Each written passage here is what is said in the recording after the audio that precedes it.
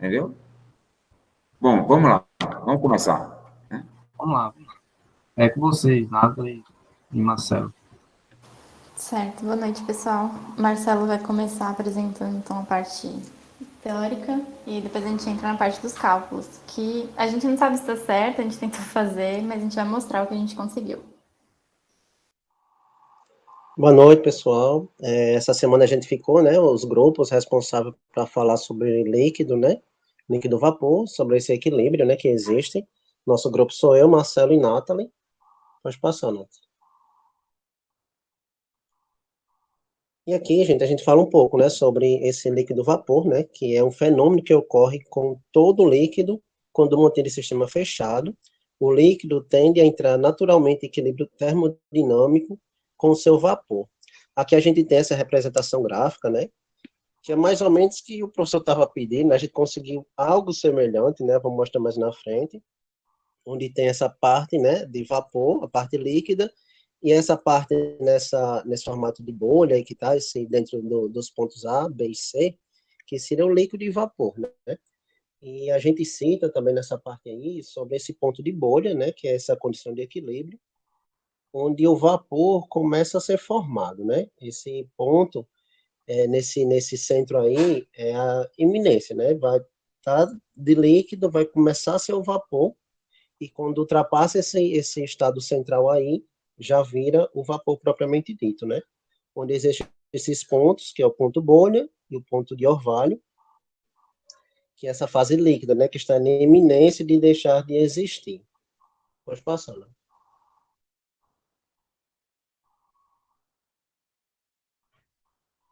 Aí aqui, gente, a gente cita um pouco, né, sobre a lei de Raoult, acho que é essa a pronúncia, afirma que a pressão parcial de cada componente em uma solução ideal é dependente da pressão de vapor dos componentes individuais e da fração molar dos mesmos componentes. Né, como a gente estudou essa parte aí, que o professor também passou aqueles vídeos, né, que nos auxiliou nessa parte.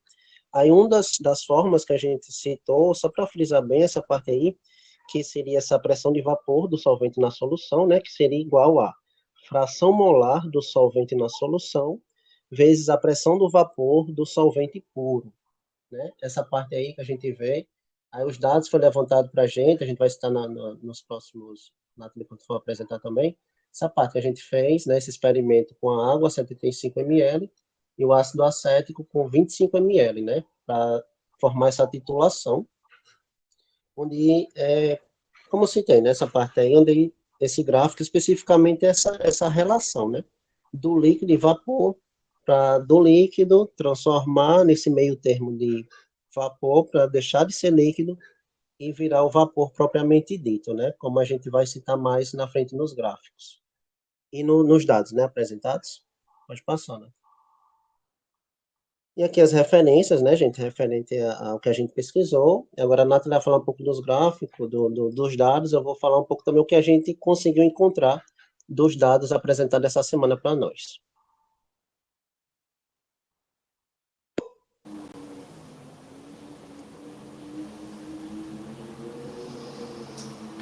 Bom, então, a gente recebeu como os dados da semana, que foram 3 pontos, onde foi medida a temperatura do ponto de bolha, a temperatura de equilíbrio, a massa da fase líquida e fase vapor e volume de NaOH gasto na fase líquida e na fase vapor. Aí, com esses dados, a gente calculou a massa de NaOH gasta, o número de mols de NaOH, a molalidade. A gente achou também aqui a massa do NaOH com o volume gasto, né, e a densidade, a massa do ácido acético e da água, o volume de cada uma das substâncias. Aí a gente calculou a fração mássica deles, fração molar e o número de mols das 3 substâncias. A gente usou as equações, né, que o professor deu, que a massa vai ser a molaridade, vezes a massa molar, vezes o volume de NaOH, e a fração mássica do ácido acético vai ser a massa do ácido acético, dividido pela massa total da mistura, e usou para os 3 componentes. Aí, utilizando a lei de Raoult, acho que é isso, né? A gente pegou os parâmetros para a equação de Antoine, não sei se é assim que fala, para o ácido acético e para a água. E aí a gente calculou para o ponto de bolha e para o equilíbrio, né, com as temperaturas de cada um dos pontos. A gente calculou a pressão de saturação. A gente tem a fórmula, né? Peraí que eu anotei a fórmula aqui em cima. Não, embaixo, desculpa. Aqui. Ln da pressão de saturação vai ser o parâmetro A menos o parâmetro B dividido pela temperatura mais o parâmetro C. Então, a gente achou a pressão de saturação no ponto 1. Para achar o X1, que é a fração molar no líquido, a gente usou a fórmula de P, que aí a gente usou P da pressão atmosférica, né? Menos o P sat 2, que é o da água, que a gente calculou, dividido pelo P de saturação 1 menos P de saturação 2. A gente achou o X1 e aí o Y1, que é o da fase de vapor, pressão molar da fase de vapor, a gente usou X1 vezes P de saturação 1 dividido por P, que a gente usou como P atmosférico. Aí a gente fez a mesma coisa para a água. Aí, para a gente achar a constante, a gente dividiu o X1 pelo X2 na fase líquida, e para a fase vapor, a gente fez o Y1 sobre o Y2. E aí, a volatilidade relativa que a gente fez, calculou com Y1 dividido pelo X1 sobre Y2 dividido pelo X2. E aí a gente fez esses cálculos, os mesmos cálculos, né, para o equilíbrio, utilizando a temperatura de equilíbrio. Então, a gente achou os mesmos dados para o ácido acético para a água e calculou as constantes e a volatilidade relativa. E aí a gente conseguiu plotar esses dois gráficos. Aí Marcelo vai explicar um pouquinho.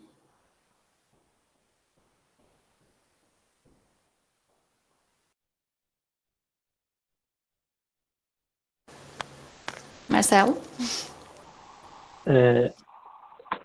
Professor, dessa parte aí a gente conseguiu dividir, né? A gente não sabe se está bem certo, mas pelo que a gente vê estudado na literatura, essa é o que mais se assemelha, né? O que a gente estava vendo. Tá cortando? Não, tá dando Não, pra não, eu tô ouvindo. Tá ouvindo? Aí essa parte aqui a gente fez, conseguiu, né, deixar constante a temperatura, a gente vê essa parte aqui horizontal, e colocou o X1 e Y1. Oi? Pronto. Dessa parte de X1 por Y1, vezes a temperatura constante, a gente conseguiu.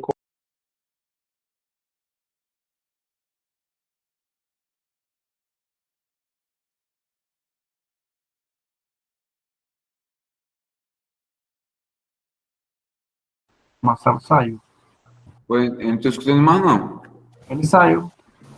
Eu acho que deve ter caído a internet dele, professor. Ele caiu a internet. Deixa eu ver aqui. Ele tá alongado, mas ele estava alongado, eu acho, em duas. Em duas. É porque eu acho que ele entra no celular também para poder usar o microfone. Pois é. Sim, Ele vai mas voltar. Ele vai voltar. ele vai voltar. Mas aí a gente conseguiu traçar esses dois gráficos, né? Relacionando a fração molar do líquido e do vapor para o ácido acético com a temperatura e a da água com a temperatura também.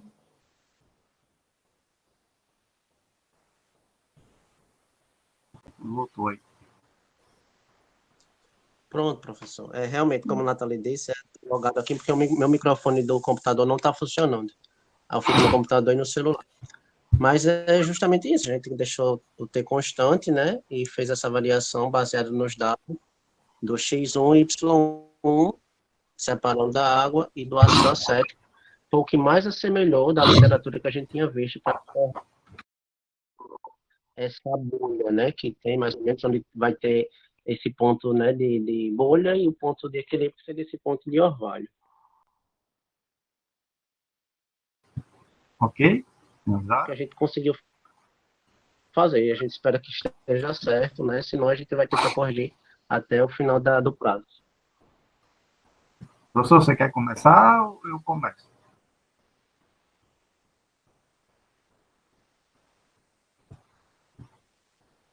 Acompanhando a Nathalie ali nas contas, mas aí chegou o diagrama, eu estou aqui olhando o diagrama. O diagrama está invertido, né? É isso que eu estou... É porque botou fração no eixo Y e temperatura Porque no X. a curva azul está de baixo, a curva azul está de cima. É porque, professor, eles dividiram. É um gráfico só, na verdade. É porque eles invertiram. Eu esperava um gráfico só. Aí é isso que eu estou querendo entender. Ó, eles inverteram os eixos e fizeram um gráfico só para o ácido acético e fizeram um gráfico para a água. Sim, entendi. Eu entendi. Mas A representação é um gráfico só. a minha expectativa, André, era ter um diagrama só, com temperatura versus composição, uma curva do vapor e uma curva do líquido. Na verdade, aí Professor, a nossa só um dos expectativa Mas dá para fazer, é a mesma coisa. esses dois apareceu, gráficos. conseguiu assim separar porque não estava dando certo para a gente juntar tudo. Estava dando cada coisa absurda nesses gráficos que não. A gente conseguiu dividir, então pelo menos vamos apresentar eles separados, né? Foi o que mais assemelhou próximo que a gente viu, né? Dos vídeos. Marcelo, mas você e Nathalie entenderam que é um gráfico só, né? Sim, a gente Sim, vai. sim, entendemos. Aí a gente coloca X1, X2, Y e Y2, tudo no mesmo, é isso? Ou. Porque é assim, não são duas substâncias. Se você representa um X, o outro X já está implícito, entendeu? Você não precisa fazer um outro gráfico para X2, entendeu? Ei, André, Então você faz com X1? É só para X1, só para Y1. O contrário é só diminuir. Seria 1 menos X1, aí você encontra o X2. É uma mistura binária, Nathalie. Aí não precisa fazer dois gráficos. Entendi. Então, se você conhece... Olha só, se você tem... Vamos raciocinar, Nathalie, Marcelo. Se eu tenho um sistema que eu tenho é um sistema binário. Então, eu tenho dois constituintes. Então, se eu sei a composição de um, eu conheço a outra. Não. Se a gente dizer, não, tem 0,3 de água. Quanto é que você tem? 0,3. Aí você já, de cara, você já sabe quanto é que você tem do ácido acético. Então, é um desses dois gráficos que vocês vão usar. Só que aí tá invertido, né? A gente vai corrigir o eixo. Se você conseguir já fazer aí, agora, só inverter esses eixos aí, já para facilitar para a gente até o entendimento. Peraí. É que tá num outro... Aqui.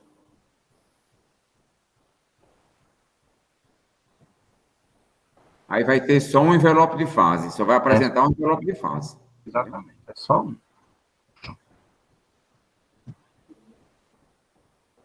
Você trabalha em cima do ácido acético, porque o ácido acético é o mais volátil. Então, a gente sempre trabalha com o mais volátil. Sempre trabalha, exatamente. Mantém... Ai, pera, tô fazendo besteira aqui para você. Com calma, Nath. Não tem pressa não, certo? Com calma. O importante é que entendeu, né, André? Sabe que na realidade é um... Professor, então, nesse caso, a gente pode excluir esse gráfico da água, porque já que é mais volátil, então seria esse acético, né? Exatamente. Esse da água é desnecessário. Sim, professor, a gente entendeu. Aí, só que, na dúvida, vamos pegar pelo excesso. Não, mas tudo bem. Está representado. Está só inverter, né? Como ele tá sim. Ele está representado, só que é desnecessário.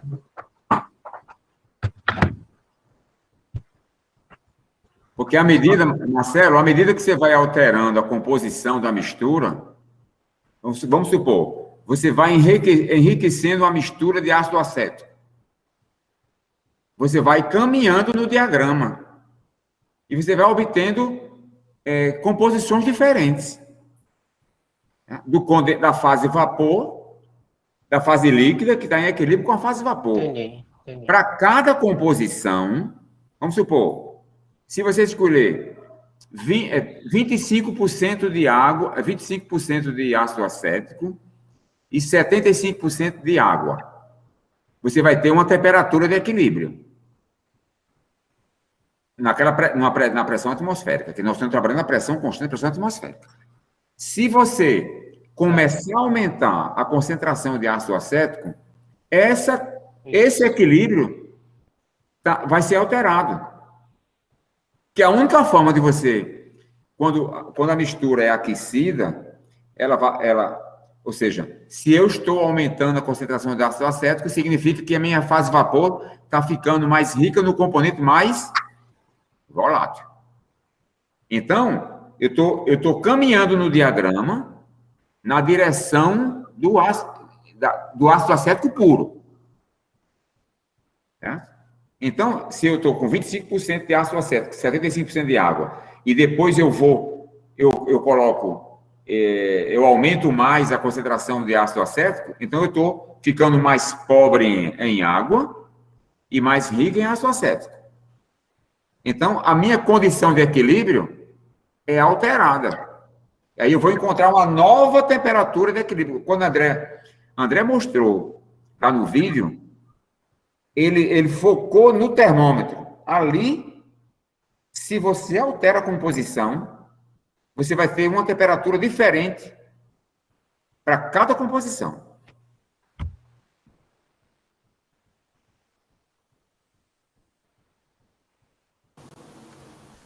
Marcelo, não foi assim não, né, que você fez?